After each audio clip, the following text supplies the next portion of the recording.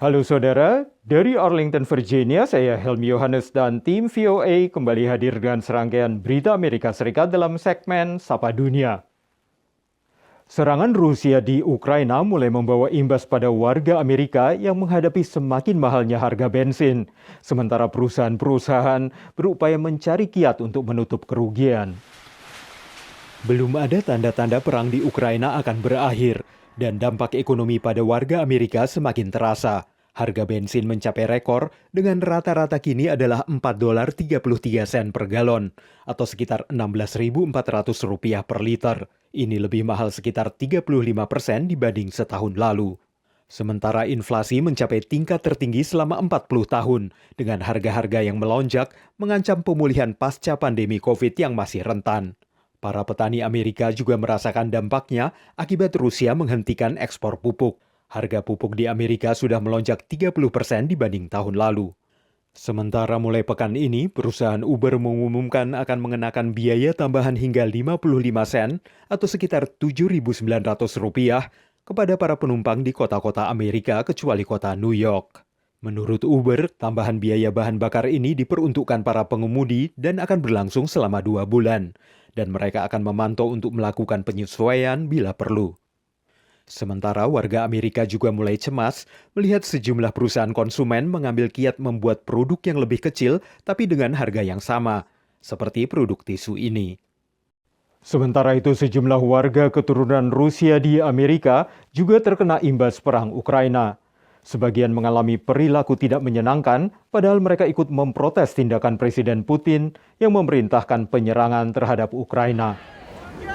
Di antara ribuan warga yang berdemonstrasi di kota New York untuk mendukung Ukraina, salah satunya adalah imigran dari Rusia, Sasha Nazimtseva.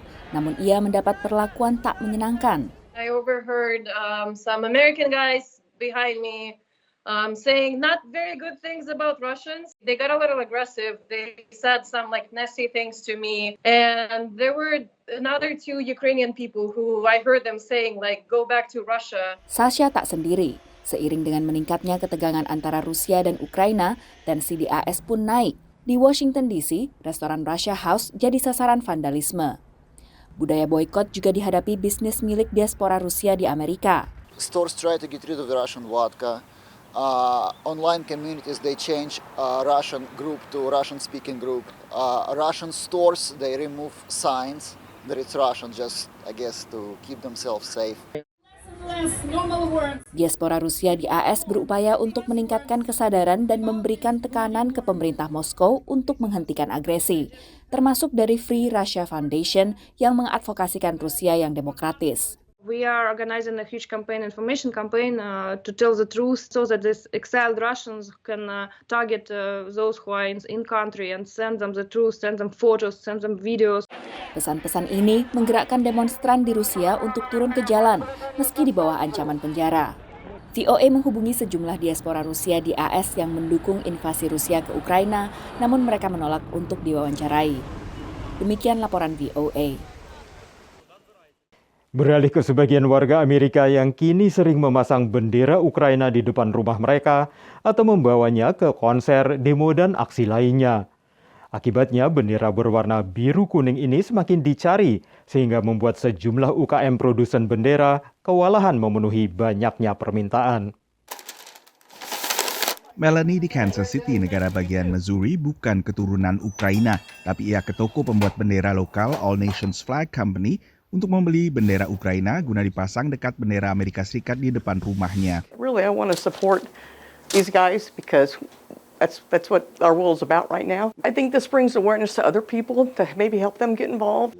Biasanya hanya sedikit bendera Ukraina yang terjual setiap tahun.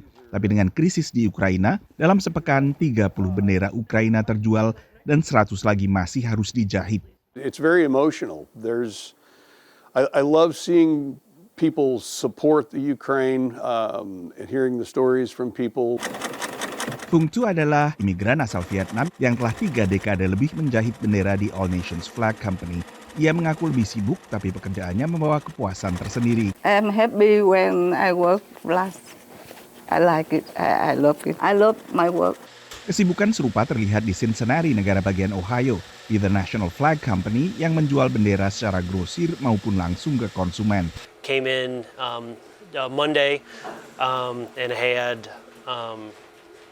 just emails from different retailers across the country, total up to a little over 100, and then by Tuesday, Wednesday, up till today, we're totaling over 500 flags right now. Warna kuning dalam bendera Ukraina banyak dipakai negara lain sehingga stoknya biasanya mencukupi di pembuat bendera. Hanya saja warna biru kadang terbatas sehingga harus dipesan dulu.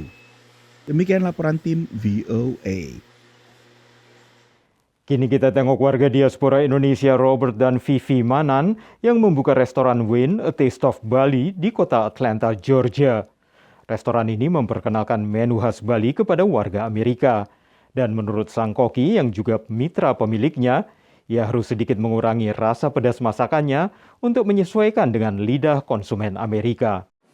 Berada di kota Atlanta, negara bagian Georgia, kita dapat berkunjung ke Bali.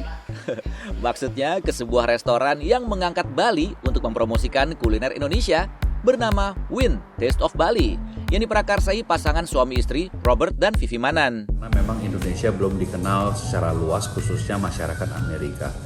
Tapi Bali itu sudah dikenal sangat luas, sehingga Taste of Bali ini kami kira lebih mudah untuk mengangkat nama Indonesia khususnya di kuliner. Berbagai menu makanan dari berbagai daerah di Indonesia, terutama Bali, disajikan di sini.